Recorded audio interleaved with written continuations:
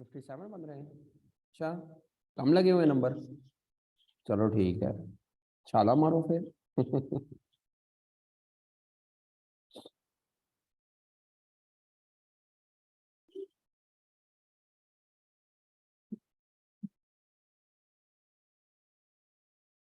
क्या नाम है बेटी? ईशा। मसा मसा पास, मसा मसा। पेपर बड़ा गंदा किया हुआ है आपने शायद, मैं देख लिया सबका पेपर। अच्छा जी, आ जाए जरा।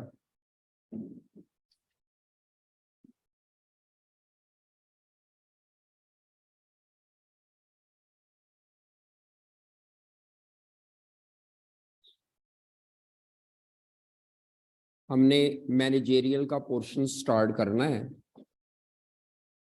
तो तकरीबन हाफ आवर वो करेंगे, फिर बाकी स्टैट्स का जो कर रहे थे। तो मैनेजेरियल एनालिसिस,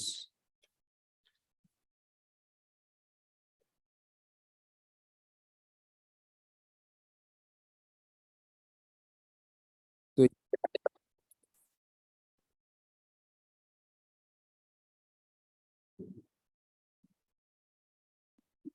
आई कैप की किताब के मुताबिक, बल्कि चलो अभी बताते हैं, आई कैप की किताब के मुताबिक हमारा जो मैनेजेरियल का पोर्शन है,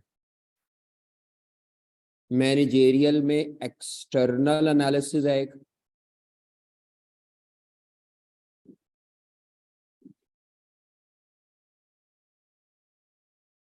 एक्सटर्नल एनालिसिस यानी कोई भी इदारा एक्सटर्नल इन्वायरमेंट को स्टडी किए बगैर अपनी फ्यूचर की प्लानिंग और इदारे को मैनेज, एक्सटर्नल का मतलब है आउटसाइड द ऑर्गेनाइजेशन इन्वायरमेंट, ठीक है। तो एक्सटर्नल एनालिसिस में आप इदारे से बाहर के इन्वायरमेंट को स्टडी करेंगे और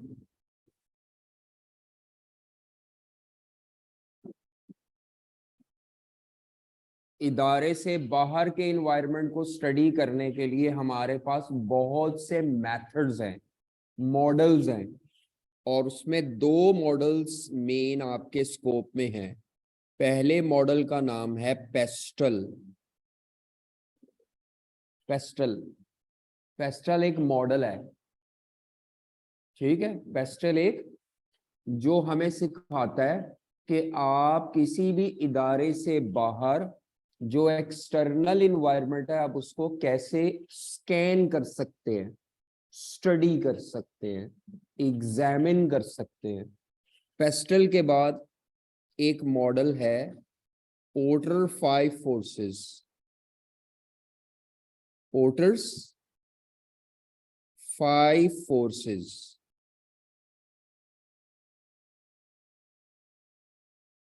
बड़ा इंपॉर्टेंट है। Porters 5 forces.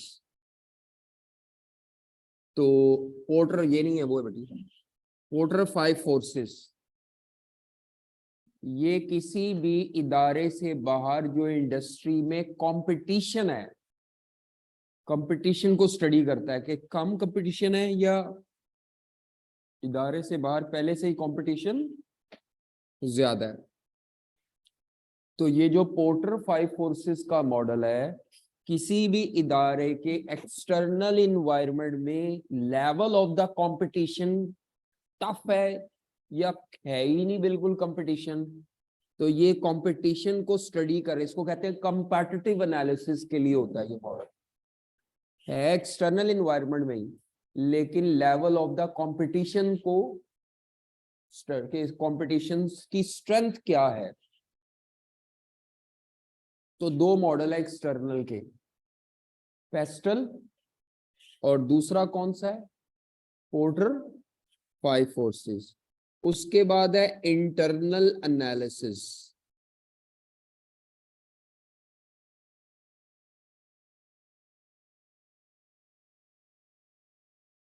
हाँ जी, इसमें हमारे पास सबसे पहला मॉडल जो है वो है स्वॉट। इंटरनल का मतलब है इदारा अपने विद इन द ऑर्गेनाइजेशन या अपने से इंटरनल चीजों से रिलेटेड स्टडी करेगा ताकि मैनेज कर सके।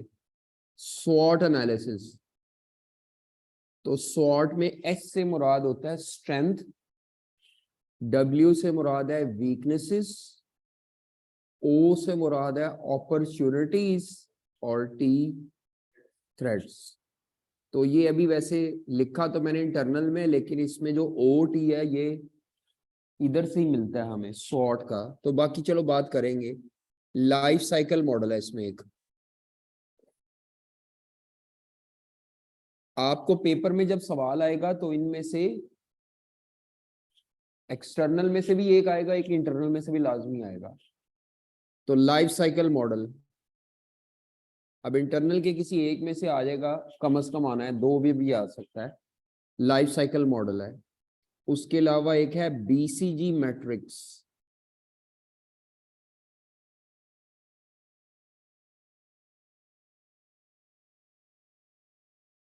BCG matrix life cycle model क्या बताता है कि हमारी कौन सी प्रोडक्ट किस स्टेज पर है। लाइफ में 4-5 स्टेजेस होती है किसी भी प्रोडक्ट की लाइफ में, ठीक है, 3-4 भी कहते हैं कई लोग। तो हमारी कौन सी प्रोडक्ट किस स्टेज पर है लाइफ की, स्टार्टिंग स्टेज पर है या एंडिंग स्टेज पर है, ठीक है। इसी तरह इंडस्ट्री का लाइफ साइकिल भी होता है। तो ये प्रोडक्ट का या इंडस्ट्री का लाइफ साइकिल स्टडी करने के लिए कि हमारी प्रोडक्ट या हमारी इंडस्ट्री लाइफ साइकिल मॉडल के मुताबिक किस स्टेज पर है, बंद होने के करीब तो नहीं है जी। हाँ वही है, development, introduction, growth, maturity, decline, ये 4-5 स्टेजेस होती है। बीसीजी मैट्रिक्स अगला मॉडल कौन सा है, ये आपको इस चीज का तयन करने में मदद करता है कि हमारे इदारे की अगर 4 या 5 प्रोडक्ट्स हैं तो कौन सी प्रोडक्ट कैश कमा के दे रही है, कौन सी प्रोडक्ट कैश खा रही है, कौन सी प्रोडक्ट है जिसको बंद कर देना चाहिए। तो ये एक्चुअली बीसीजी मैट्रिक्स हमारी प्रोडक्ट्स को 4 कैटेगरीज में डिवाइड करती है। कितनी कैटेगरीज में, 4 कैटेगरीज में। तो प्रोडक्ट्स को कैटेगराइज करने का ये मेथड है और हर कैटेगरी ऑफ प्रोडक्ट के लिए बाद में सॉल्यूशन होगा। तो वो 4 कैटेगरीज कौन सी हैं, star products, cash cow, cash cow से मुराद वो प्रोडक्ट है जिनमें कैश की फरावानी होती है बहुत। प्रॉब्लम चाइल्ड या क्वेश्चन मार्क, क्वेश्चन मार्क है कि सानू समझ नहीं आ रही है करिए की, आजादी क्यों नहीं, अच्छी नहीं है और अच्छी क्यों नहीं हो रही। और एक है डॉग, डॉग को प्रॉब्लम चाइल्ड भी कहते हैं।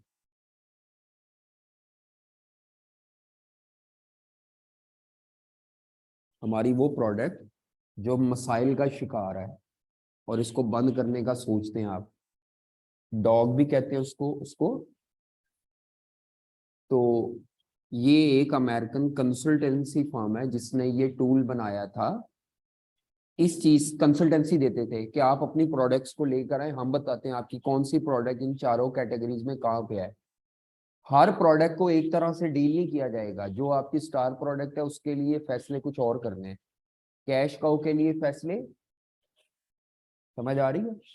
यानी जैसी प्रोडक्ट होगी उसके लिए फिर आपको वैसे स्टेप्स लेने पड़ेंगे ताकि आप उससे फायदा उठा सके। उसके अलावा छोटे छोटे मिसलिनियस टॉपिक्स हैं इसमें, बहुत ज्यादा छोटे छोटे, एक एक सफे के। मसलन कस्टमर नीड्स क्या होती हैं, कस्टमर में और कंज्यूमर में क्या फर्क है, स्टेक होल्डर क्या होते हैं, मार्केटिंग मिक्स क्या होता है, मार्केटिंग क्या है, समझ आ रही है। तो लाइफ साइकिल मॉडल हो गया, बीसीजी हो गया, और उसके अलावा मार्केट सेगमेंटेशन क्या होती है, ये मिसलेनियस छोटे छोटे टॉपिक्स हैं। मार्केट सेगमेंटेशन, मेन टॉपिक्स मैंने ये लिख दिए, स्वॉट, लाइफ साइकिल, बीसीजी, और फिर छोटे छोटे एक एक दिन के टॉपिक्स हैं। अच्छा, उसके बाद जो तीसरा एरिया है इसमें वो है एथिकल डिसीजन मेकिंग। मैनेजेरियल में जो तीसरा एरिया उसको क्या बोलते हैं, एथिकल डिसीजन मेकिंग।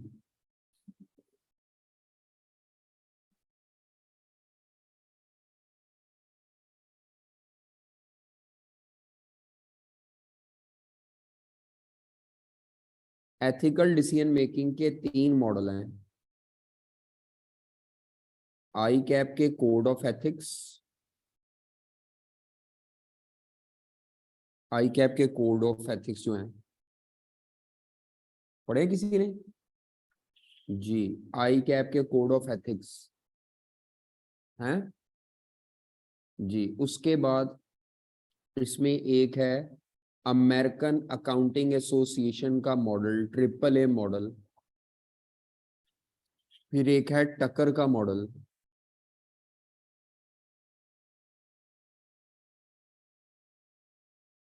टकर के 5 क्वेश्चंस का मॉडल है। तो आई कैप के कोड्स ऑफ एथिक्स, AAA का मॉडल और टकर का मॉडल। तो ये मॉडल्स आप समझ लें। मैनेजेरियल का जो पेपर में होगा पोर्शन, वो 35 से 45 नंबर का पेपर होगा। ये मैं मैक्सिमम बता रहा हूँ, 45। अभी तक 39 से ज्यादा, 39 या 44 शायद, उससे ज्यादा आया नहीं हुआ। तो आप 35 से 45 नंबर का पेपर जेन में रखें, और 3 से 4 छोटे छोटे सवाल, बड़े लॉन्ग लॉन्ग क्वेश्चन नहीं होंगे, 3 से 4 छोटे छोटे सवाल। ठीक है, समझ आ रही है? अच्छा, अब आपकी आई कैप की बुक के मुताबिक जो चैप्टर नंबर 1 से लेकर 6 तक है, वो ये आपका इस मॉडल पर ही है, पेस्टल। आना इसमें से सवाल 8, 9, 10 नंबर का है, लेकिन चैप्टर कितने पढ़ने हैं आपने? 6 चैप्टर पढ़ने हैं, जो कि थोड़ा सा जुल्म है आपके साथ। क्यों? एफर्ट्स ज्यादा है, रिवॉर्ड कम है, मेहनत ज्यादा है, पढ़ी जा रहे हो। और उन चैप्टर को पढ़ने के बाद सवाल में भी बहुत ज्यादा इस्तेमाल नहीं है जस्ट, लेकिन वो एमसीक्यूज के लिए मसला बन जाते हैं। अगर हम उसको, अगर एमसीक्यूज ना होते तो मैंने तो आई कैप की किताब के ये 6 चैप्टर छुड़वा देने थे, और कहना था मैं सिर्फ आपको टॉपिक पढ़ा रहा हूँ और सवाल उससे हो जाएगा, एक लेक्चर में ही खत्म। एमसीक्यूज की वजह से मैं मजबूर हूँ अब कि मैं वो आई कैप की बुक के मुताबिक, जो मैंने ये आपको नोट्स दिए हैं, ये सारे आई कैप की बुक ही है। सिर्फ क्या किया है मैंने, हेडिंग, सब हेडिंग्स, बुलेट्स इसमें कन्वर्ट कर दी, और काम की बात को इटैलिक कर दिया है, ताकि आप काम की बात को पढ़ के अंडरस्टैंड कर लें। ठीक है, तो बाकी और कुछ नहीं है, सेम डिटो कॉपी है ये from the I cap book.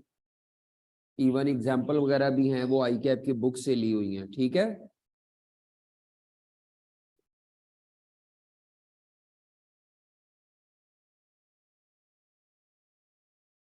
Ji managerial portion का एज है आपको, और ये जल्दी भी हो जाता है इसको, अगर आपको आता है। अच्छा, तो ये 6 चैप्टर मैं कहता हूँ एक दफा पढ़ के इसमें से सारा रट्टा नहीं लगाना, जो रट्टा लगाने वाला होगा वो मैं बता दूंगा, ज्यादा इसमें आपने रीडिंग करनी है।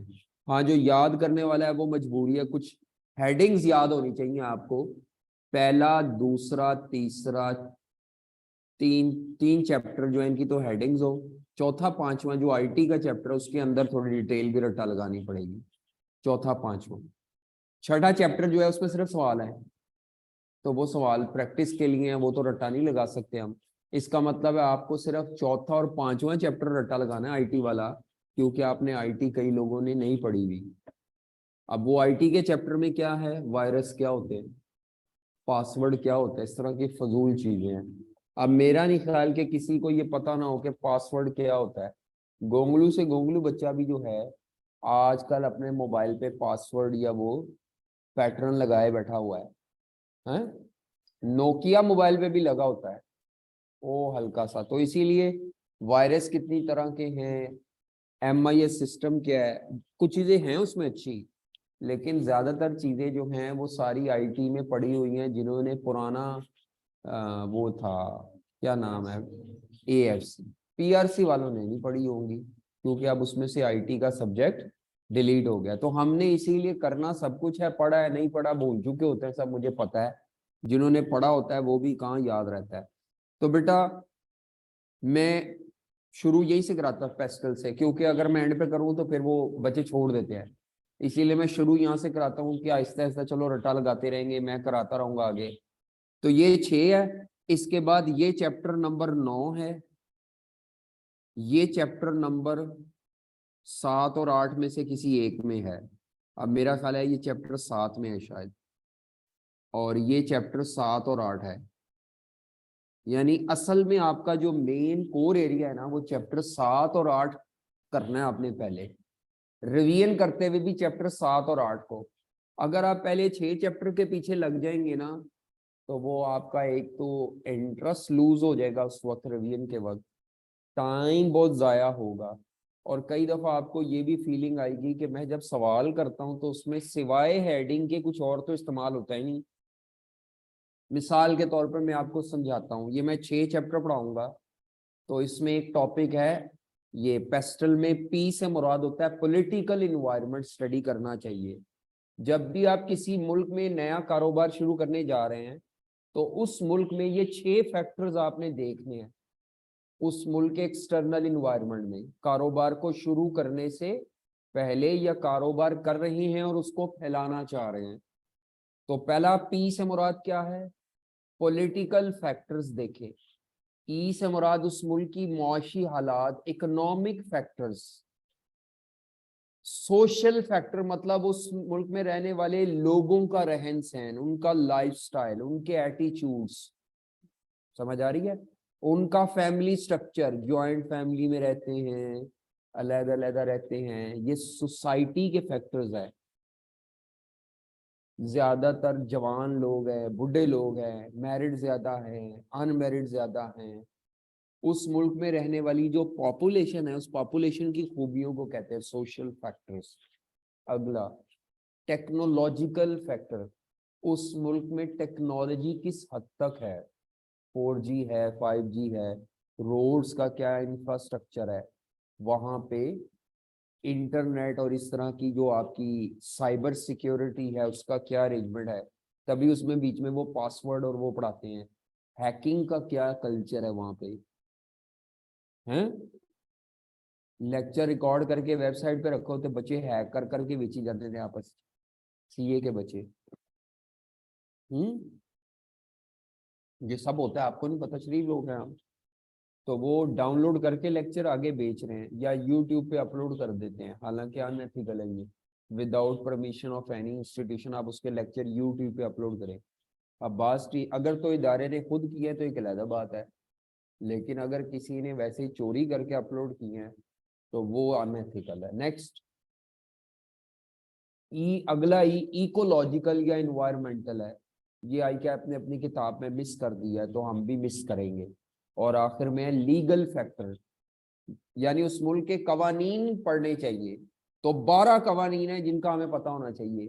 किसी भी मुल्क में कारोबार शुरू करने या चलाने के लिए आपको कितने कवानीन कम से कम पता हो, 12 का। अब वो 12 कवानीन के नाम आपने जवाब में लिखने होंगे, 12 के 12 नहीं, 5-6 जितने इसमें सूट कर रहे हैं सवाल में।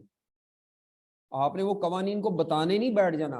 हाँ, किताब अभी हमें बता रही है कि कंपनी लॉ क्या होता है। अब कंपनी लॉ क्या होता है, पार्टनरशिप लॉ क्या होता है।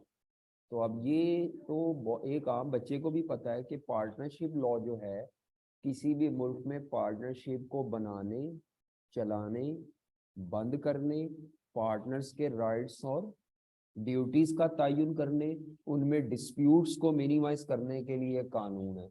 बस इतना सा पता होना चाहिए आपको पार्टनरशिप लॉ का।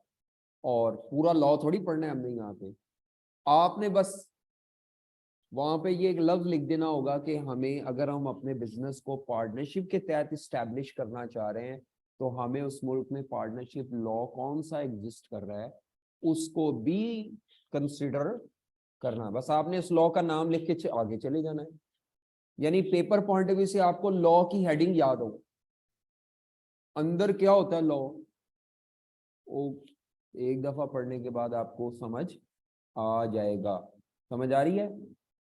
नहीं समझ आ रही जी?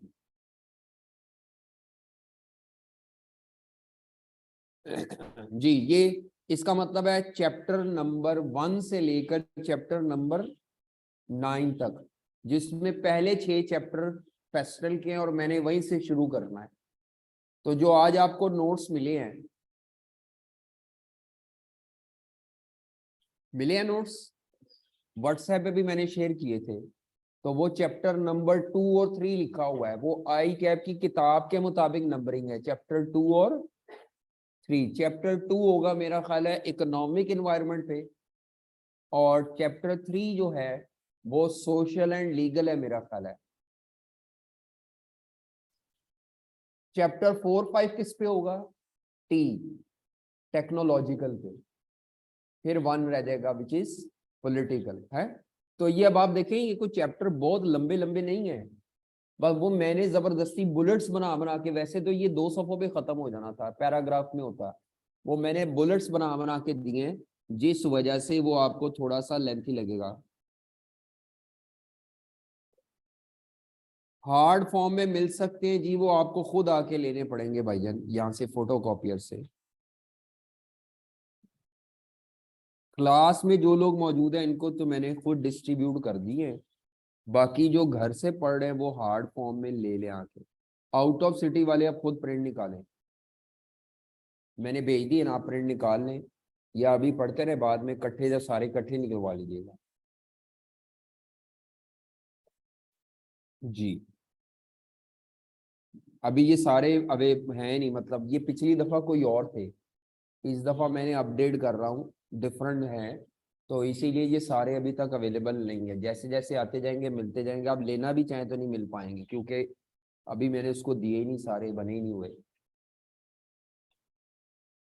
आ जाए, अब हमारे पास टाइम कम है, 15 से 20 मिनट है, तो हम सबसे पहले स्टार्ट करेंगे अपना इकोनॉमिक वाला। ये जो पेस्टल का मॉडल है हमने ये शुरू करना है। हाँ जी, हमने पेस्टल का मॉडल शुरू करना है।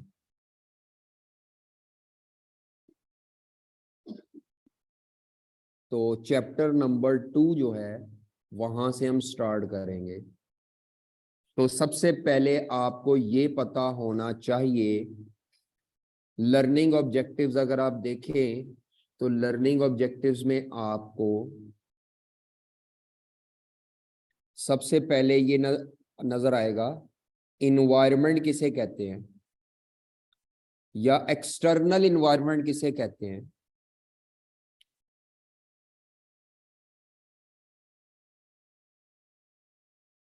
जी, हमारे इदारे से बाहर जो भी है वो सारा क्या है? Anything outside the organisation. ये मुझे भी दीजिएगा नोट्स, ये ना हो मैं सीक्वेंस आगे पीछे कर दूं। हाँ जी, चैप्टर 2 के दे दे। हाँ जी, इन्वायरमेंट से क्या मुराद है? Anything outside the organisation. आपके इदारे से बाहर जो भी है वो इन्वायरमेंट है या एक्सटर्नल इन्वायरमेंट है। Outside the business, outside the organisation, जो भी चीज है, चाहे वो कोई गवर्नमेंट का इदारा है, चाहे वो कस्टमर हैं, चाहे वो सप्लायर्स हैं, ठीक है, चाहे वो उस मुल्क के रहने वाले लोग हैं, पॉपुलेशन है, तो वो सब एक्सटर्नल इन्वायरमेंट में फॉल करेंगे। तो इन्वायरमेंट की क्या डेफिनेशन होती है? हाँ जी, anything outside the organisation is known as environment. As a manager, managerial analysis में आप अपने आप को मैनेजर समझे।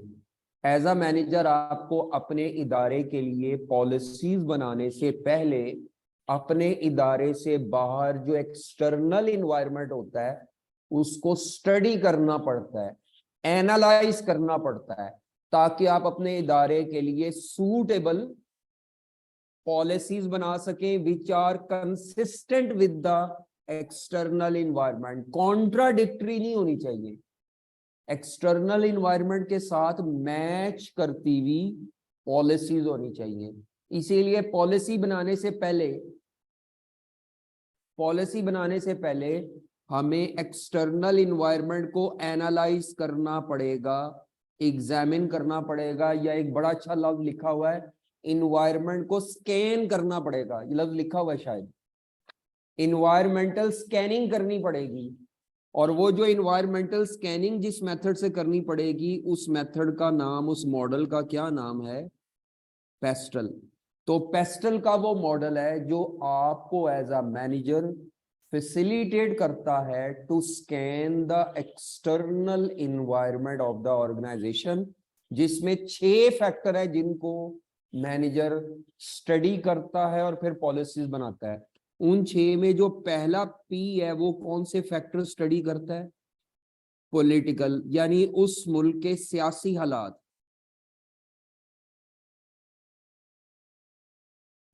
पॉलिटिकल स्टेबिलिटी है, पॉलिटिकल इंस्टेबिलिटी है, धरने धुरने का क्या लेवल है, एक दूसरे को गाली गलौज है, गवर्नमेंट अपनी पॉलिसीज में कितनी वो है, कंसिस्टेंट है।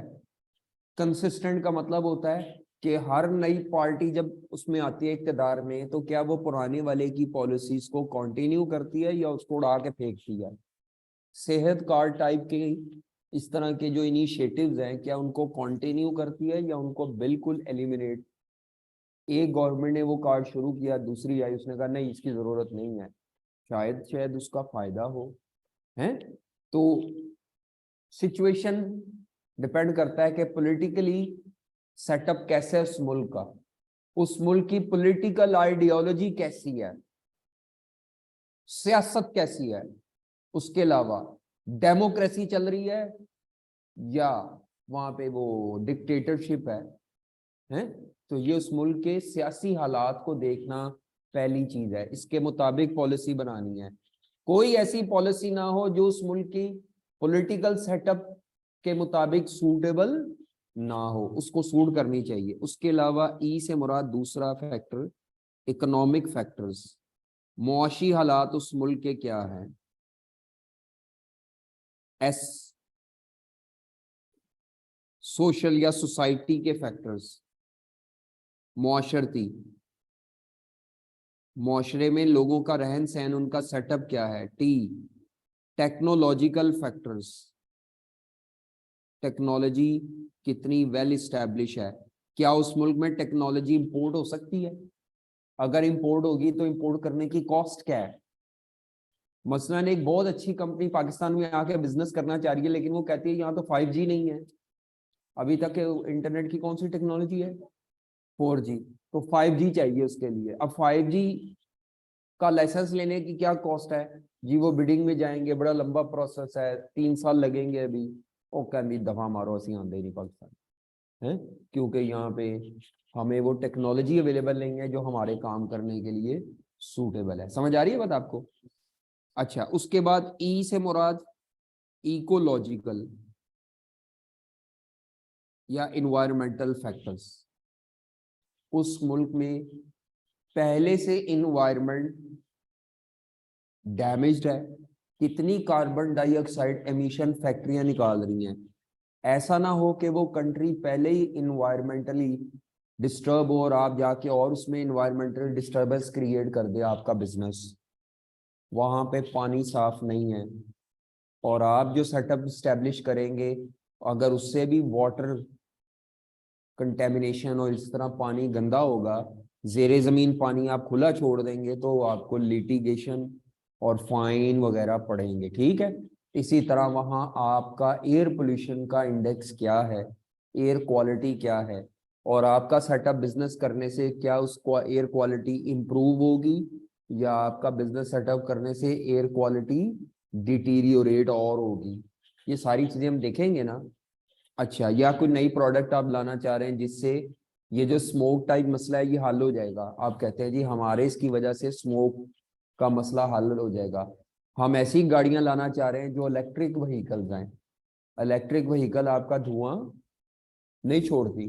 जब नहीं छोड़ती इसका मतलब है आप ये गवर्नमेंट से आपको अपनी कंपनी के लिए फेवर लेना आसान हो जाएगा। आप कहेंगे हम इन्वायरमेंट फ्रेंडली प्रोडक्ट ला रहे हैं आपके मुल्क में, आप देखें लाहौर का में पोल्यूशन का लेवल क्या है, इस तरह की कहानी सुना के।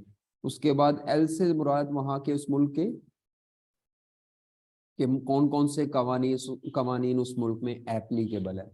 तो बेटा क्या ये बात समझ आ गई हमें कि किसी भी मुल्क का एक्सटर्नल इन्वायरमेंट अगर आपने एनालाइज करना है तो आपको 6 फैक्टर स्टडी करने पड़ेंगे। उन 6 फैक्टर को कहते हैं पेस्टल। जी आगे चलते हैं नेक्स्ट। इसकी सिग्निफिकेंस क्या है, एक्सटर्नल इन्वायरमेंट को स्टडी करने की सिग्निफिकेंस क्या है या इंपॉर्टेंस क्या है। तो मैंने इटैलिक करके लिखी होगी, इटैलिक किया होगा काम की बात को।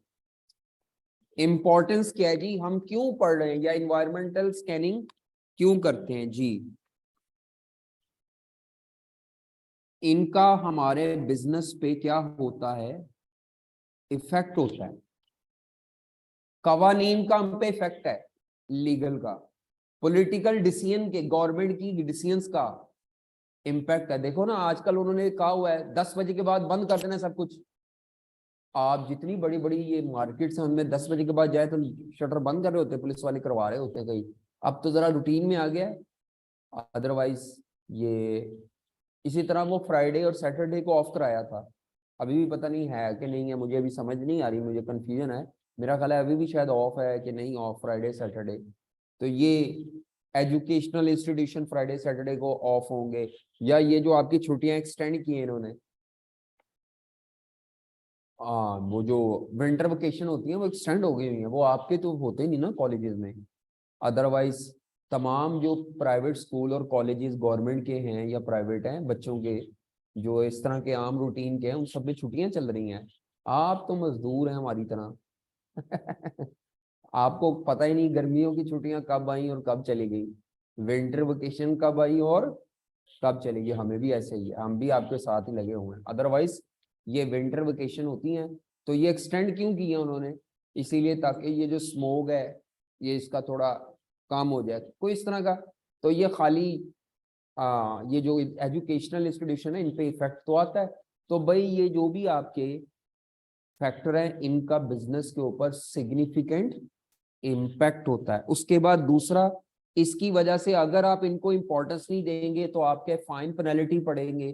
फाइन पेनल्टी आपकी कॉस्ट ऑफ बिजनेस बढ़ा देंगे, और कॉस्ट बढ़ेगी तो आपके इदारे की प्रॉफिटेबिलिटी इसकी वजह से क्या होगी, इफेक्ट होगी। प्रॉफिटेबिलिटी कॉम्प्रोमाइज हो सकती है, प्रॉफिटेबिलिटी रिड्यूस हो सकती है। उसके अलावा आप इनको देखते हुए अपने फ्यूचर की, मैंने तो वैसे बात ही मेन ये की थी, हम इसकी मदद से अपनी फ्यूचर की प्लानिंग, अपनी पॉलिसीज और अपनी डिसीजन मेकिंग बेहतर तरीके से कर सकते हैं अगर हम इन्वायरमेंटल फैक्टर्स को स्कैन करेंगे। उसके अलावा मैनेजमेंट जो हमारे इदारे की है उसके पास अपडेटेड नॉलेज होगा। मैनेजमेंट हम के पास क्या होगा, अपडेटेड इंफॉर्मेशन, और वो अपडेटेड इंफॉर्मेशन के मुताबिक रिस्पॉन्ड भी कर सकती है टाइमली। किसी किस्म का कोई भी रिस्पॉन्स चाहिए देखिए मिसाल के तौर पर गवर्नमेंट ये पॉलिसी अनाउंस करती है कि रात 10 बजे के बाद कोई शादी हॉल, कोई शॉपिंग सेंटर, ये वो कोई इदारा काम नहीं करेगा 10 बजे के बाद। अब हमारे इदारे की मैनेजमेंट को पता ही नहीं ये बात, और हमारा इदारा जो है वो रात 11-12 बजे तक वर्कर को बताया नहीं हमने। वो बेचारे 3 शिफ्टों में हम काम करते थे, वो आए हुए हैं और बाहर पुलिस खड़ी है और वो डंडे ले लेके निकाल रहे हैं। तो जो हमारे एम्प्लॉय है वो क्या, पता नहीं यार कैसे लोग हैं, इन्होंने तो हमें बताया ही कुछ नहीं। तो वो एम्प्लॉयज भी नाराज होंगे, उधर से इदारे के ऊपर फाइन पेनल्टी भी पड़ सकता है, रिप्यूट भी डैमेज होगी। तो मैनेजमेंट का वेल अवेयर, अगर मैनेजमेंट को पहले पता है तो वो एक निकालेगी नोटिस और नोटिस के अंदर लिखा होगा कि गवर्नमेंट ने क्योंकि टाइमिंग चेंज किया तो आप 3 शिफ्टों की बजाय काम किसमें करेंगे, तो जो रात वाली शिफ्ट के वर्कर है वो सुबह वाली 2 शिफ्ट में इस तरह अकोमोडेट होंगे। वो फला फला वक्त पे आना है, ये साहब नंबर या एम्प्लॉय आईडी लिख देते हैं कि ये आईडी से लेकर ये आईडी तक पहली शिफ्ट में आएंगे और ये आईडी नंबर से लेकर ये आईडी नंबर दूसरी शिफ्ट में आएंगे, ताकि उन बंदों का रोजगार भी मेंटेन रहे, इदारे में काम भी होता रहे और चीजें चलती रहें। ठीक है, समझ आ रही है। तो मैनेजमेंट के वेल अवेयर होने से वो आने वाली चेंजेस इन्वायरमेंट में एक तो अपडेटेड रहती है मैनेजमेंट और टाइमली उसके मुताबिक रिस्पॉन्ड कर सकती है। इसके बाद आगे चलेगी, ये पहला हमारा लर्निंग ऑब्जेक्टिव कवर हो गया है जो था इंट्रोडक्शन टू इन्वायरमेंट। उसके बाद एक होता है माइक्रो इन्वायरमेंट और एक होता है मैक्रो इन्वायरमेंट। मैक्रो इन्वायरमेंट पूरे कंट्री और पूरी दुनिया को कवर करता है और माइक्रो इन्वायरमेंट उस पर्टिकुलर सिर्फ इंडस्ट्री से रिलेटेड है। इन्वायरमेंट का मतलब एक्सटर्नल इन्वायरमेंट, अगर आप अपनी इंडस्ट्री की बात कर रहे हैं तो वो माइक्रो है, और अगर आप अपनी इंडस्ट्री से बाहर निकल के पूरे मुल्क और पूरी दुनिया बाहर के मुल्कों को भी कवर कर रहे हैं तो वो कौन सा है, मैक्रो इन्वायरमेंट। फिलहाल हम बाकी मुल्कों की बात नहीं करेंगे। अगर तो मैं एजुकेशन इंडस्ट्री की बात कर रहा हूं, मसलन स्कैन्स एक इदारा है, मसलन स्कैन्स एक और प्रोफेशनल कोचिंग का इदारा है, CA, ACCA, CIMA क्वालिफिकेशन है, ये इसकी कोचिंग देता है प्रोफेशनल कोचिंग का। तो इस तरह के और भी इदारे हैं, पैग हो गया और जितने इदारे हैं, इन सब की एक इंडस्ट्री है। इनका जो इंडस्ट्री का कल्चर है, इस इंडस्ट्री के जो नॉर्म्स है, इस इंडस्ट्री का जो इन्वायरमेंट है वो माइक्रो है। लेकिन पूरे पाकिस्तान का जो सेटअप है वो क्या है, तो इन्वायरमेंट माइक्रो भी होता है और मैक्रो भी होता है, और मैक्रो इन्वायरमेंट फैक्टर का माइक्रो इन्वायरमेंटल फैक्टर पे इम्पैक्ट आता है और इदारे पे भी आता है। समझ आ रही है बात। हम वैसे जो चैप्टर पढ़ने जा रहे हैं चैप्टर 2, एक्चुअली वो मैक्रो इकोनॉमिक इन्वायरमेंट को फोकस करेगा। किसको फोकस करेगा, माइक्रो के लिए हम पढ़ेंगे पोर्टर 5 फोर्सेस। पेस्टल जो है ये मैक्रो इकोनॉमिक इन्वायरमेंट को लेके चलता है, या पेस्टल में मैक्रो इन्वायरमेंट के फैक्टर ज्यादा इंपॉर्टेंट है। तो यहाँ पे बताया गया है कि इकोनॉमिक इन्वायरमेंट क्या होता है और माइक्रो इकोनॉमिक इन्वायरमेंट और मैक्रो इकोनॉमिक इन्वायरमेंट क्या होता है। तो अब हमारा टॉपिक है इकोनॉमिक इन्वायरमेंट। मैं ई पे आ गया हूं, अब पेस्टल के ई पे। इकोनॉमिक इन्वायरमेंट की क्या डेफिनेशन है, सबसे पहले इसमें इकोनॉमिक इन्वायरमेंट की डेफिनेशन बताई गई है, फिर इकोनॉमिक इन्वायरमेंट की टाइप्स बताई गई हैं कि एक होता है माइक्रो इकोनॉमिक इन्वायरमेंट और एक होता है मैक्रो इकोनॉमिक इन्वायरमेंट। ठीक है, तो इकोनॉमिक इन्वायरमेंट क्या होता है, वो एक्सटर्नल फैक्टर जो इकोनॉमिक ट्रेंड्स इलेबोरेट करते हैं। ठीक है, और माइक्रो इकोनॉमिक इन्वायरमेंट किसी पर्टिकुलर मार्केट प्लेस या इंडस्ट्री से रिलेटेड होता है कि उसमें जो कंज्यूमर है उनका क्या बिहेवियर है, उनकी प्रेफरेंसेस कितनी जल्दी चेंज होती हैं। मसलन तमाम ये CA वाले कॉलेजेस जो है, ये आप स्टूडेंट का बिहेवियर सामने रख के फीस डिस्काउंट पॉलिसीज ये बनाते हैं ना, कि बच्चे को एक सब्जेक्ट हो तो डिस्काउंट नहीं देना, 2-3 सब्जेक्ट इकट्ठे पढ़ रहा हो तो उसको डिस्काउंट दे देना है। एक होता है पिछले सेशन का भी खत्म नहीं हुआ, अगले सेशन की रजिस्ट्रेशन शुरू हो जाती है, इसको कहते हैं प्री इनरोलमेंट। मेरा ख्याल है क्या इसको ये कहते हैं, प्री इनरोलमेंट। तो प्री इनरोलमेंट पे मेरा ख्याल है कोई डिस्काउंट भी होता है या शायद आपकी सीट रिजर्व हो जाती है इस तरह की। तो ये भी है, ये हमारी इस इंडस्ट्री के वो है ना डायनामिक्स हैं। मसलन एक टीचर है जिनकी क्लास में आपको पता है कि यार यहाँ सीट नहीं मिलनी मुझे, तो आप मजबूरन प्री इनरोलमेंट करवाएंगे, और वो प्री इनरोलमेंट करवाना आपकी मजबूरी है। तो ये उस इंडस्ट्री के डायनामिक्स हैं, इस मार्केट प्लेस के डायनामिक्स हैं। तो कॉलेजेस इस चीज को सामने रख के पॉलिसी बनाते हैं और स्टूडेंट को इसके मुताबिक वो करते हैं, मैनेज करते हैं कि ताकि स्टूडेंट को सर्विस भी मिल जाए, वो डिस्टर्ब भी ना हो, और हमारा बिजनेस भी सिक्योर हो जाए। बिजनेस ही है ना ये।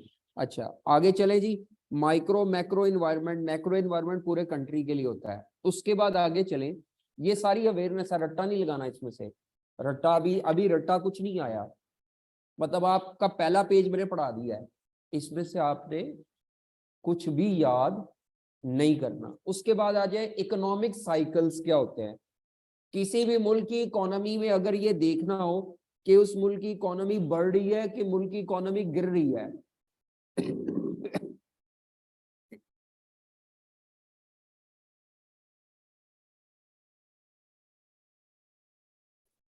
जी, किसी मुल्क की इकोनॉमी बढ़ रही है या किसी मुल्क की इकोनॉमी गिर रही है, तो उसका अंदाजा लगाने के लिए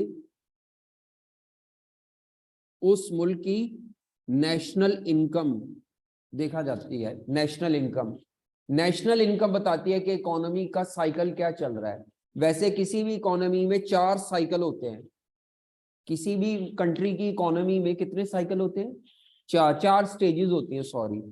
एक स्टेज होती है जिसे कहते हैं बूम, पीक है। बूम, बूम पे नेशनल इनकम हाईएस्ट होगी और बढ़ती जा रही होगी हर साल। हर साल पिछले साल के मुकाबले में नेशनल इनकम क्या होती जा रही है? बूम के बिल्कुल ऑपोजिट जो है, हाँ जी, डिप्रेशन है। बूम पीक है और सबसे बॉटम पे क्या है? डिप्रेशन है। बूम से डिप्रेशन की तरफ जो सफर है उसको कहते हैं रिसेशन, और डिप्रेशन से दोबारा बूम की तरफ जाएंगे तो उसको कहते हैं रिकवरी।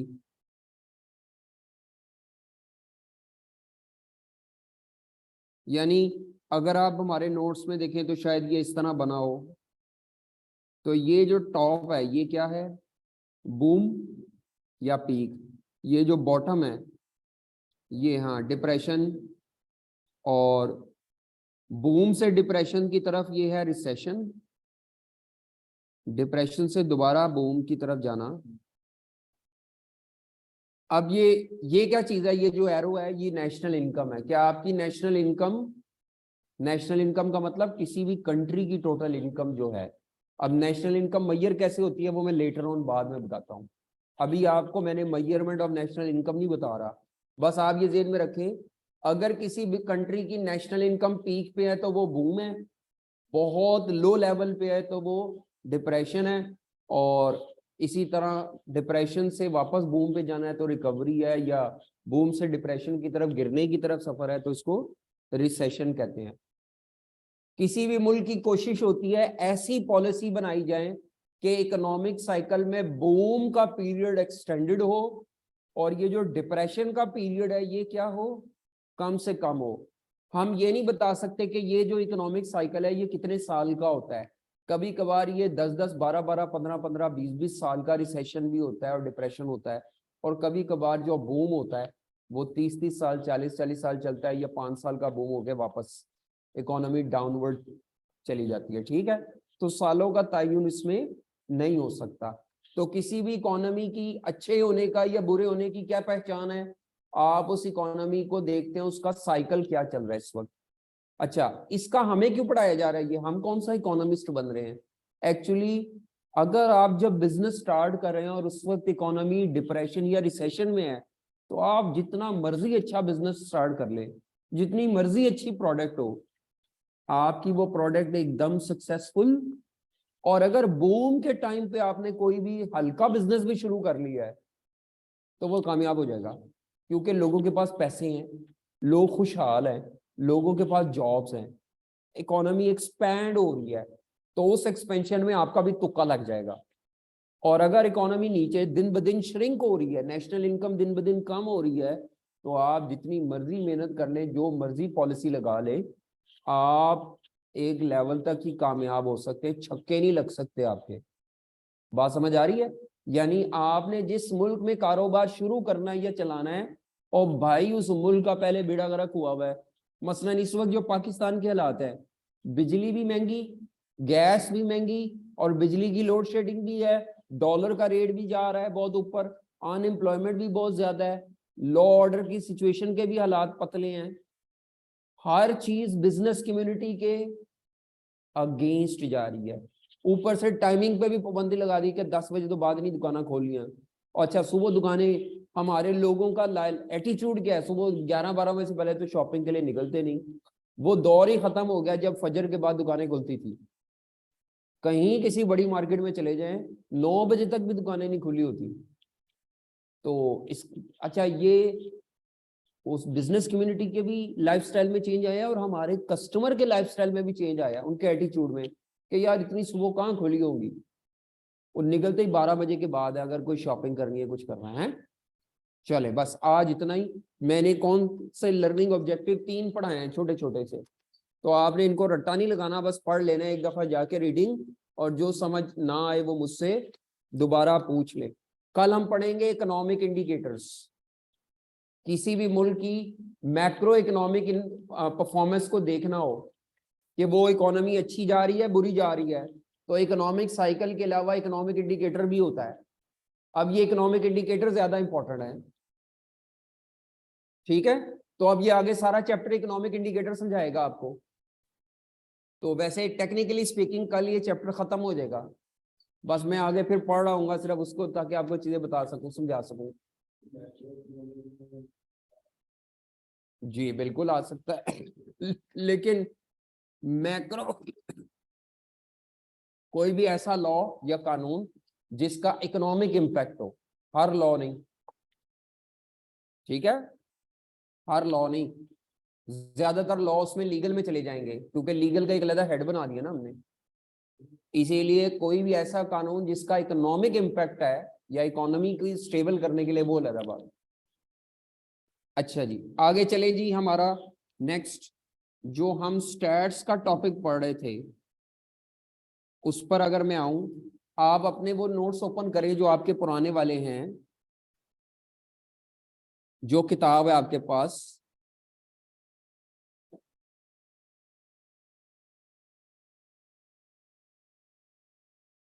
उसके एंड पर आए जरा। पास्ट पेपर अटैच थे उसमें, वो एंड पे एमएफए के पास्ट पेपर अटैच थे।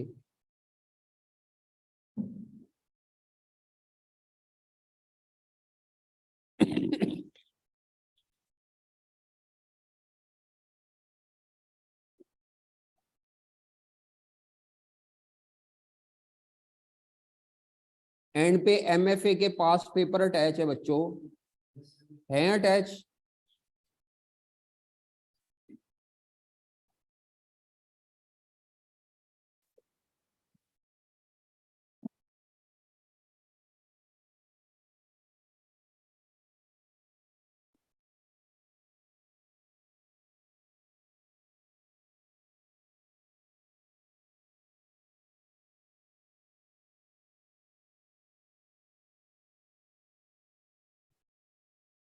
जी ये हमने करना है।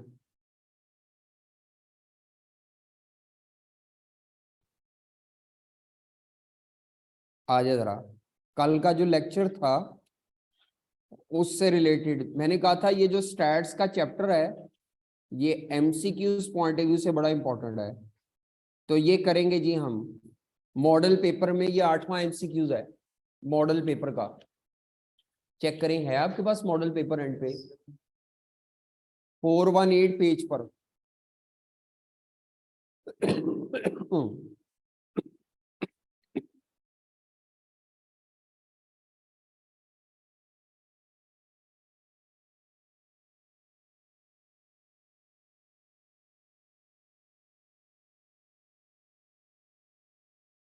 पढ़े जरा, देखें आपको समझ आता है ये। को 5 मिनट लगाए फिर मैं करवाता हूँ ये। अब देखने में 12 सवाल बड़े लंबे हैं, ये देखें ना कितना लेंथी है, लेकिन ये शायद इतना मुश्किल नहीं है।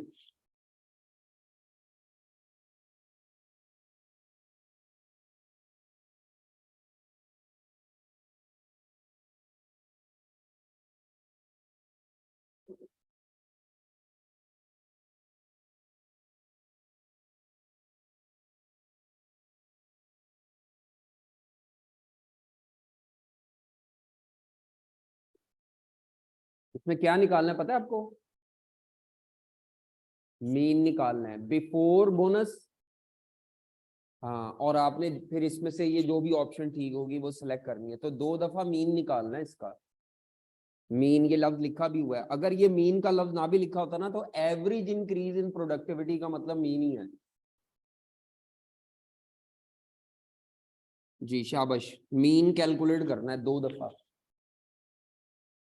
तो बोनस से पहले वाला मीन क्या है? Before bonus average sale units, before bonus और after bonus average sale units.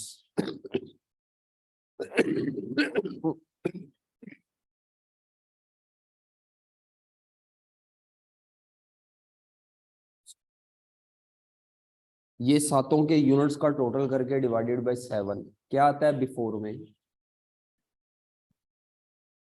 478 point units.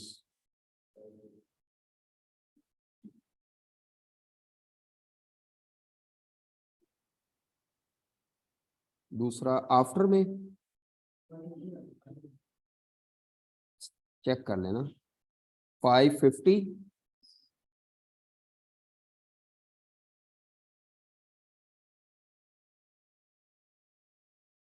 हाँ जी, कितनी इंक्रीज कितने परसेंट आया प्रोडक्टिविटी में? कितने परसेंट का इंक्रीज है?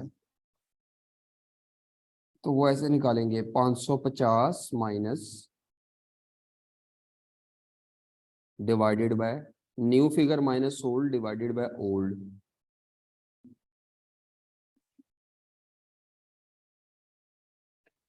इंक्रीज है, तो ये आंसर है कहीं पे? कौन सा आंसर है? ए आंसर है। हाँ जी ठीक है, ए आंसर है। मुश्किल नहीं था, बस वैसे ही उसने लेंथी दिया ताकि बच्चे घबरा आ जाएं, हालांकि कुछ भी नहीं, ए आंसर ही था। इंक्रीज कैसे निकाली मैंने ये प्रोडक्टिविटी में? New figure minus old figure divided by old. हमेशा इंक्रीज डिक्रीज में पिछली फिगर बेस होती है। अच्छा नेक्स्ट आ जाए।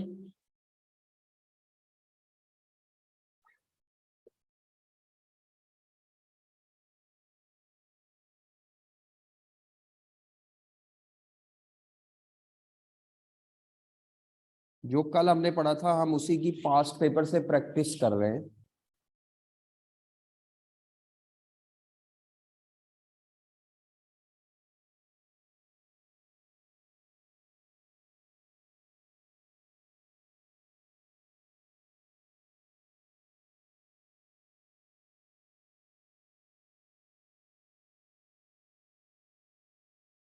हम्म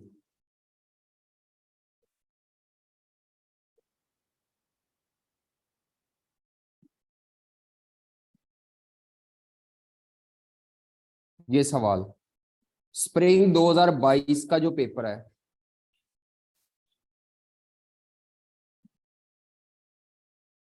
ये स्प्रिंग 2022 का पेपर।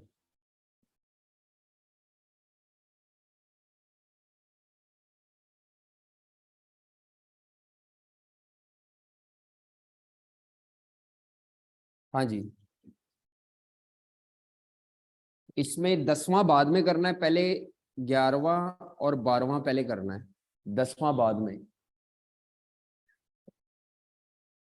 क्योंकि ये मुझे एतराज आई कि आपने सवालों का सीक्वेंस गलत बनाया हुआ है, आगे पीछे गलत किया हुआ है। तो पहले 11वां 12वां करना है, फिर 10वां करेंगे तो सही होगा।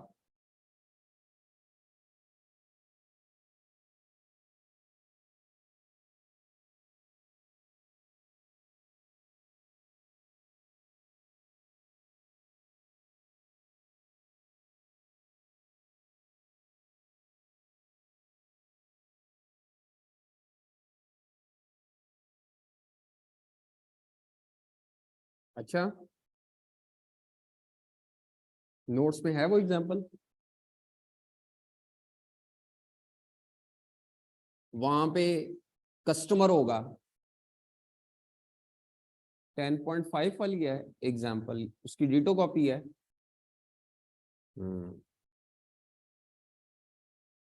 यानी अभी आई कैप अपनी बुक की एग्जांपल्स को ही बेस बना बना के सवाल बना रहा है। कहते हैं ये हमारे नोट्स की एग्जांपल 10.5 से मिलता जुलता है। पता नहीं मैंने आपको कल दी थी कि नहीं, तो जाके वो फिर कर लीजिएगा। अभी चलें ये करें पहले।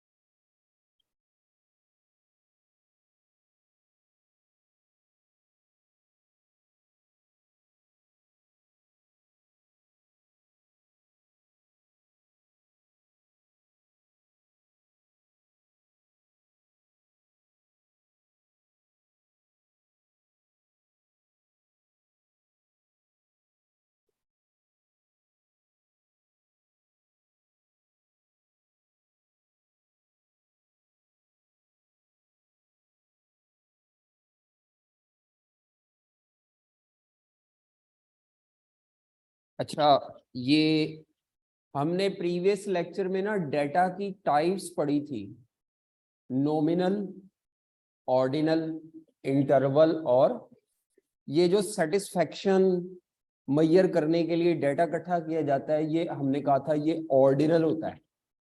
ये कौन सा होता है? और इसमें ये जो कैटेगरीज होती हैं, जैसे यहाँ पे 5 कैटेगरीज बनाई हुई हैं, इन कैटेगरीज का सीक्वेंस इंपॉर्टेंट है। नंबरिंग देखो ना की हुई है, हाईली अनसेटिस्फाइड के बाद दूसरी कैटेगरी क्या है? अनसेटिस्फाइड, तीसरी न्यूट्रल, चौथी। हाँ, सवाल की स्टोरी क्या है? हारिस एक छोटे सॉफ्टवेयर हाउस का ऑनर है जिसके 7 एम्प्लॉइज हैं। उसने ना अपने एम्प्लॉइज की सेटिस्फेक्शन मेजर करने के लिए उनसे एक सर्वे फिल कराया। सर्वे के अंदर कई सवाल थे, सवालों के आगे इस तरह नंबरिंग थी 1 2 3 4 5, जिसमें नंबर 1 का क्या, अनसेटिस्फाइड है इस चीज से। मसलन उसमें सवाल होगा ना कि आप वर्किंग इन्वायरमेंट से मुतमईन है, आप इदारे के पे स्ट्रक्चर से मुतमईन है, इस तरह के कई सवाल पूछे होंगे। तो वर्कर ने अपना फीडबैक दिया, उस फीडबैक का इन्होंने मीन स्कोर निकाला। तो याद रखें, जब भी सेटिस्फेक्शन को मेजर किया जाता है तो सेटिस्फेक्शन से जो भी डाटा इकट्ठा किया जाता है वो ऑर्डिनल डाटा है। और ऑर्डिनल डाटा में जहां पे रैंकिंग हो, एक्सपीरियंसेस हो, प्रेफरेंसेस मेजर की जाए, वहां पे हमने कहा था मीन ज्यादा रेलेवेंट नहीं होता, क्योंकि बीच में एक्सट्रीम वैल्यू से मीन डिस्टर्ब हो सकता है। हमने कहा था, इन्होंने हालांकि निकाला है, मीन भी निकाला है, मीडियन भी शायद और मॉड भी शायद निकाला है, लेकिन ज्यादा रेलेवेंट मेजर कौन सा होता है? मीडियन। क्यों? वजह क्या है? वजह यह है कि ये जो प्रेफरेंसेस या सेटिस्फेक्शन है, इससे जो डाटा कलेक्ट होगा दैट वाज ऑर्डिनल डाटा। तो आपका जवाब क्या बनता है 11वें सवाल, 11वां? हाँ, in case of ordinal data, in case of, हालांकि ये लिखना नहीं है आपने, ये मैं आपके लिए एक्सप्लेनेशन बता रहा हूं कि ये वो कहता है बताओ इनमें से कौन सा सेंट्रल मेजर सूटेबल है। तो मैं अब आपसे कहूँ जी ये जवाब है, आप कहेंगे सर वजह तो बताएं, वजह क्या है? तो बेटा, अगर सेटिस्फेक्शन को, एक्सपीरियंस को, रिलीजियोसिटी को, प्रेफरेंसेस को, रैंकिंग को मेजर करवाया जा रहा हो तो वो ऑर्डिनल डाटा है। और ऑर्डिनल डाटा में जो सूटेबल या प्रेफरेबल मेजर है दैट इज मीडियन। समझ आ रही है? और मीन इसमें मिसलीडिंग होता है। मीन इसमें क्या होता है? अब ये देखें जरा, मीन को अगर आप देखें तो स्कोर क्या आ रहा है? 2.71। अब 2.71 का मतलब है अनसेटिस्फाइड से ज्यादा है और न्यूट्रल से कम है मीन का। तो मीन का जवाब ये बता रहा है कि ना ये सेटिस्फाइड है और ना ये अनसेटिस्फाइड। अनसेटिस्फाइड और न्यूट्रल के इन बिटवीन फॉल कर रहे हैं। लेकिन जब हम इसका डाटा 12वें में, वो कहता है बताओ ये जो मीन निकला हुआ है 2.71, ये किस डाटा सेट से निकला हुआ है? तो आपने सब डाटा सेट से मीन निकालना है। जिसका डेटा सेट का जवाब मैच करेगा वो आपका सही डेटा सेट है। तो पहले वाले डेटा सेट का क्या जवाब है, दूसरे का, ये बी का 2.42 2.14, ये मीन डेटा सेट समझते क्या है कि जो ऑब्जर्वेशन थी ना बैक एंड पर वो पूछी है उसने। तो आप क्या करें, मीन निकाल के चेक कर लें कि कौन सा डेटा सेट का मीन हमारे ऊपर डेटा से मैच कर रहा है।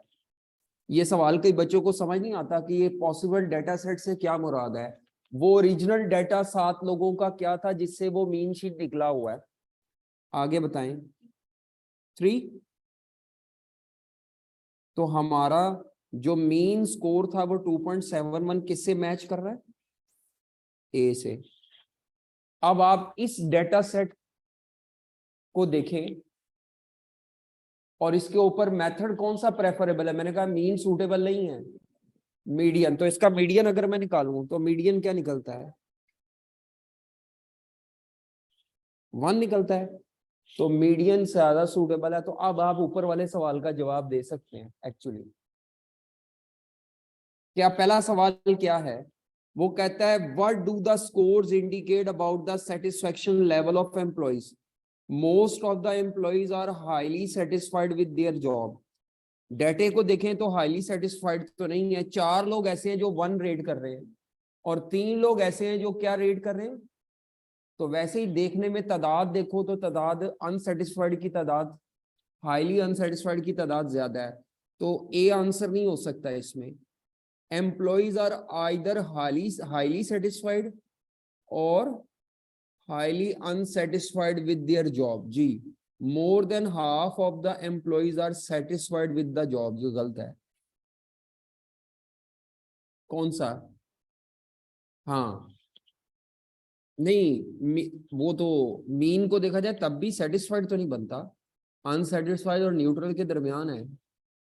जी, तो बी और डी में से वो कहता है no conclusion can be drawn from the score. नहीं, ये भी नहीं है, कंक्लूजन ड्रॉ हो सकता है। तो ये बी आंसर है इसका। Either employees are either highly satisfied in 5 की वजह पे और हाईली इन चारों के एक एक होने की वजह से। समझ आ रही है। तो वो एक्चुअली ये वाला सवाल पहले होना चाहिए था। ये आई कैप ने फीडबैक हमसे मांगा था, हमने कहा था आपने सीक्वेंस ऑफ द क्वेश्चन ही गलत रखा हुआ है। ये वाले सवाल को अगर बच्चा मीन को देख के जवाब ढूंढने लगे तो वो पागल हो जाएगा, कोई ऑप्शन ही नजर नहीं आ रही। लेकिन इस डेटे की बेस पर, पॉसिबल डेटा सेट की बेस पे देखें तो जवाब हमारा सही बन जाता है। फिर वो जवाब कौन सा निकलेगा, तो यहाँ पे होना चाहिए था what do the score indicate की बजाय what do the data, possible data set हमें क्या बता रहा है about the satisfaction level. Score तो मिसलीडिंग है ये 2.71, या मीडियन के जवाब से भी तय हो सकता है। मीडियन का जवाब क्योंकि 1 है तो ये बता रहा है कि हाईली अनसेटिस्फाइड एम्प्लॉइज। क्या बात समझ आ रही है आपको। तो ये सवाल थोड़ा कंस्ट्रक्शन के हिसाब से थोड़ा सा उनसे सही नहीं, सीक्वेंस सेट नहीं हुआ। तो मैंने इसीलिए ये पहले करवाया है फिर ये करवाया है, और इसके जवाब को देखें तो सामने आपका देना पॉसिबल आसान है। अदरवाइज तो कई लोग डी सेलेक्ट भी करके बैठे हुए हैं कि इसकी बेस पे तो सर हम कोई कंक्लूजन ही ड्रॉ नहीं कर सकते 2.71 की बेस पे। ठीक है, समझ आ रही है बात आपको। आगे चले, नेक्स्ट आ जाए जी।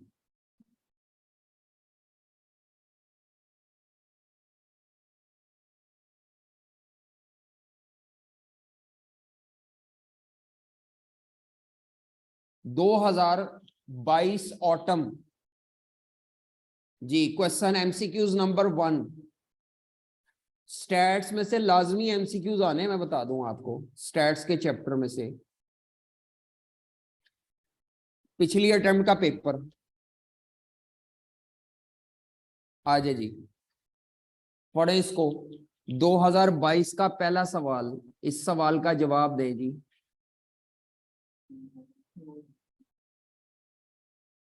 है जी,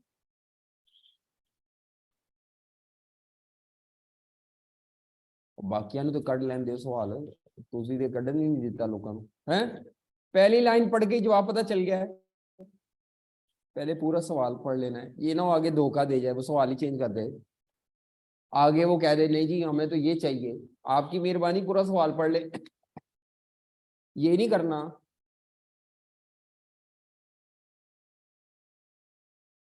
अगर उसने आगे कोई और चीज नहीं मांगेगी तो ठीक है। हाँ, सेल पर्सन क्या चाह रहा है? मोस्ट फ्रीक्वेंटली सोल्ड आइटम देखना चाह रहा है लास्ट वीक की।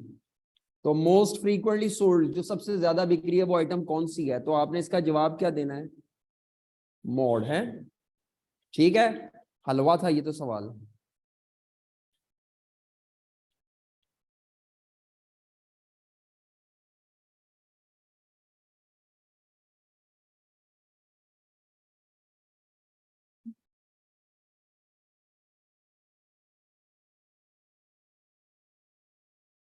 चलो बस ये पास पेपर मुकम्मल हो गए इसके मीन मीडियन मोड वाले सेक्शन के।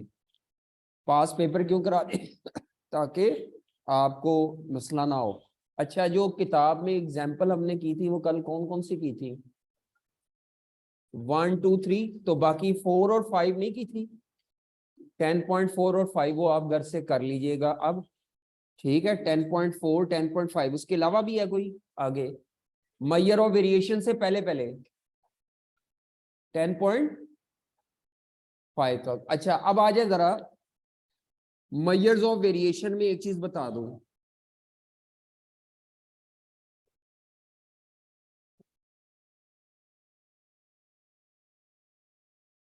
क्योंकि हमारे पास टाइम बचा हुआ है और वो बहुत मुश्किल भी नहीं है।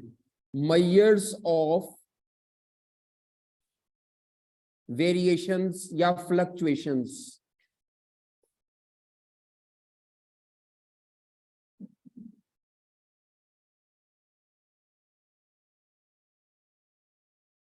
मैयर्स ऑफ वेरिएशंस या फ्लक्चुएशन, मुझे ये बताइए, हमने रिस्क मैनेजमेंट का चैप्टर पढ़ा है, फाइनेंशियल रिस्क मैनेजमेंट का। वहां पे हमने कहा था या तो कमोडिटी की प्राइसेस फ्लक्चुएट करती हैं, इंटरेस्ट रेट फ्लक्चुएट करता है, एक्सचेंज रेट फ्लक्चुएट करता है, और ये जो चीजों की फ्लक्चुएशन है ये आपके इदारे के लिए रिस्क क्रिएट करती है। बताया था आपको। तो एक्चुअली फ्लक्चुएशंस जो होती हैं वो रिस्क क्रिएट करती हैं, आपकी प्लानिंग को मुश्किल बना देती हैं। फ्लक्चुएशन ज्यादा होना बेहतर होता है, कम होना? हाँ जी, याद रखें किसी भी चीज में जो भी फ्लक्चुएशंस हैं वो, या फ्लक्चुएशंस को वेरिएशंस भी कहते हैं, वेरिएशन कम से कम होनी चाहिए। मिसाल के तौर पर मैं आपसे कहता हूं जी आप बेड शीट्स बना के बेचते हैं और उसके लिए जो आप कपड़ा खरीदते हैं वो आपको पर मीटर फॉर एग्जांपल 50 रुपए पर मीटर पे मिलता है, और उसमें फ्लक्चुएशन है 10% की। अब फ्लक्चुएशन का मतलब होता है कि 50 रुपए से 10% ऊपर भी जा सकता है और 50 रुपए से 10%, बस ये फ्लक्चुएशन है। और अगर मैं कहूं कि 50 रुपए पर मीटर कपड़ा मिलता है लेकिन उसमें फ्लक्चुएशन 40% है, इसका मतलब है कि 50 रुपए में 40% का इंक्रीज आ सकता है या 40% का क्या आ सकता है। ये जो फ्लक्चुएशन है 50 रुपए से ऊपर या 50 रुपए से नीचे, ये फ्लक्चुएशन जितनी कम होगी इदारा अपनी प्लानिंग में अपनी डिसीजन मेकिंग में उतना ज्यादा कॉन्फिडेंट होगा, उतना ज्यादा सर्टन होगा, उतना डेटा कम रिस्की होगा। और जितनी फ्लक्चुएशन ज्यादा होगी, वेरिएशन ज्यादा होगी, इदारे के लिए प्लानिंग करना डिसीजन मेकिंग करना या वो जो डेटा कलेक्ट आपने किया है उस डेटे की रिलायबिलिटी उतनी क्या हो जाएगी, कम हो जाएगी। तो डेटे में जितनी ज्यादा स्प्रेड है, जितनी ज्यादा वेरिएशन है, वो डेटा उतना प्रॉब्लमैटिक है, उतना रिस्की है। तो वेरिएशंस को मेजर करने के दो मेथड्स हैं। पहला मेथड है स्टैंडर्ड डेविएशन। पहला मेथड कौन सा है? Standard deviation. और दूसरा है कॉफिशिएंट ऑफ वेरिएशन। ये तो वैसे फैसला साजी के लिए इस्तेमाल होता है। स्टैंडर्ड डेविएशन, हाँ जी, स्टैंडर्ड डेविएशन नहीं, स्टैंडर्ड डेविएशन और coefficient of variation. Standard deviation को मेजर करने के लिए वेरिएंस का होना जरूरी है। तो actually variance and standard deviation एक ही चीज है। तो वेरिएंस से ही स्टैंडर्ड डेविएशन निकलता है। समझ आ रही है? तो स्टैंडर्ड डेविएशन वेरिएंस के बगैर नहीं आ सकता, इसीलिए अगर आप कहें डायरेक्ट स्टैंडर्ड डेविएशन तो वो नहीं होता, वेरिएंस से ही निकलता है स्टैंडर्ड डेविएशन। तो वेरिएंस या स्टैंडर्ड डेविएशन, इसको इस सिग्मा स्क्वायर से डिनोट करते हैं, इसको सादा सिग्मा से डिनोट करते हैं स्टैंडर्ड डेविएशन को। अब स्टैंडर्ड डेविएशन कैसे निकालते हैं, उसके लिए आपको पहले वेरिएंस निकालना पड़ता है। हाँ जी, तो अब हम यहाँ पे स्टैंडर्ड डेविएशन का फॉर्मूला लिख रहे हैं।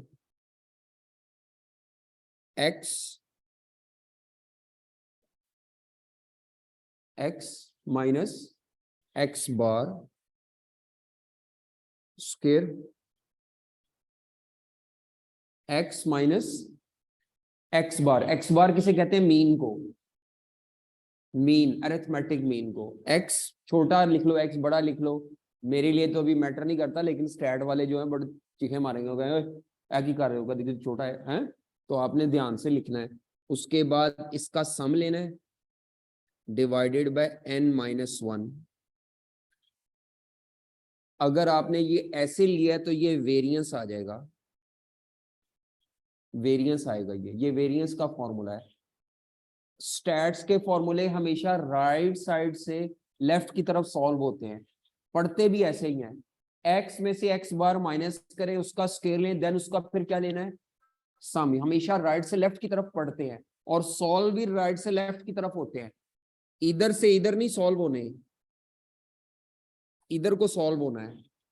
तो x में से पहले क्या माइनस करना है, फिर उसका क्या लेना है, और उनका फिर सम लेना है, डिवाइडेड बाय n क्या चीज है? Number of observations. ठीक है, अगर आपने इतना लिया है तो ये वेरिएंस है, और अगर आपने इसका अंडर रूट ले लिया है तो वो स्टैंडर्ड डेविएशन है।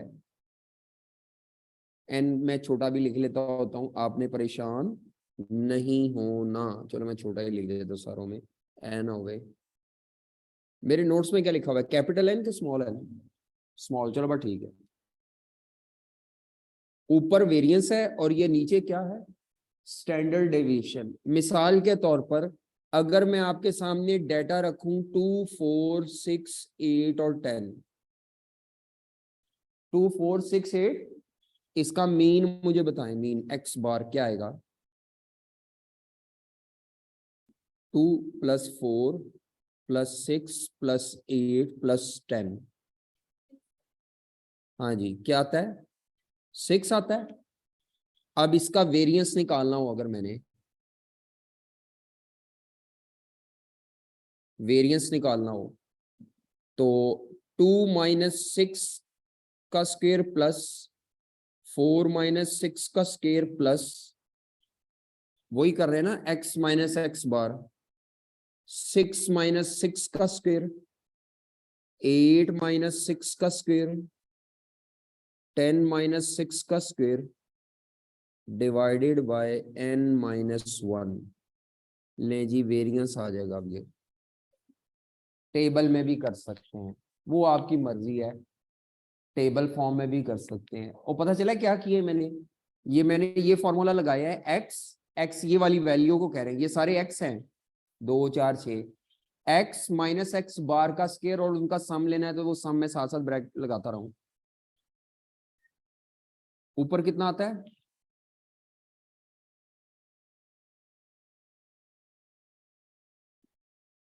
और जवानो ताड़ा कैलकुलेटर नहीं चलता सर, कॉस्ट वाला वेरिएंस है ये? नहीं जी, ये वो नहीं है। यहाँ पे वेरिएंस का मतलब होता है मीन के गिर्द कितनी फ्लक्चुएशन है, ये कॉस्ट अकाउंटिंग वाला वेरिएंस नहीं है। इसको कहते हैं fluctuation around the mean, mean से ऊपर नीचे कितनी फ्लक्चुएशन है।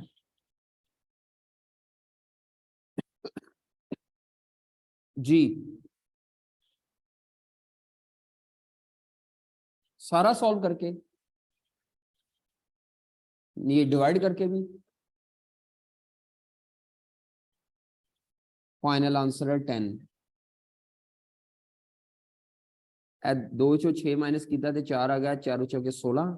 चलो मैं भी लिख लेना, 4 में से 6 माइनस किया 2 2 4 0, 8 में 2 4, 4 चौके 16।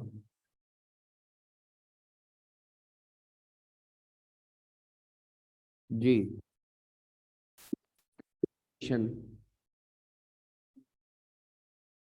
Standard deviation.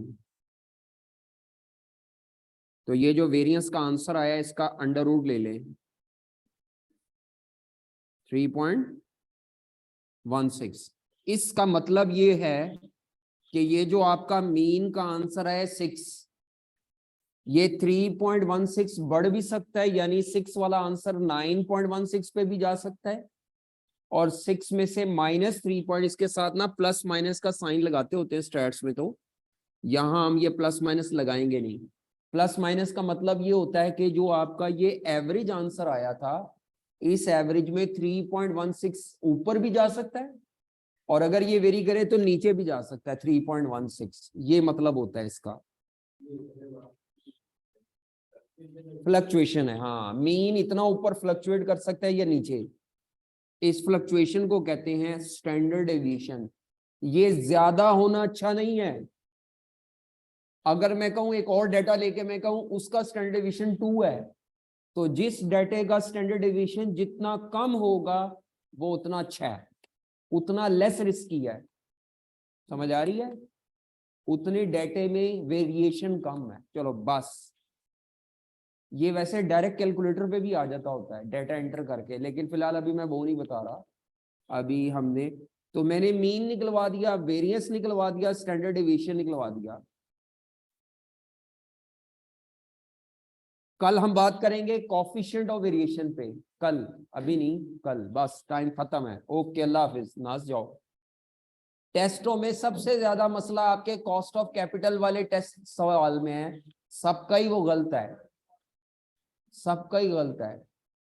वो किसी दिन टाइम मिलता है तो मैं बता देता हूँ। उसके अलावा आपने टेस्टों में क्वेश्चन की सिलेक्शन भी गलत की है, सीक्वेंस ही गलत है।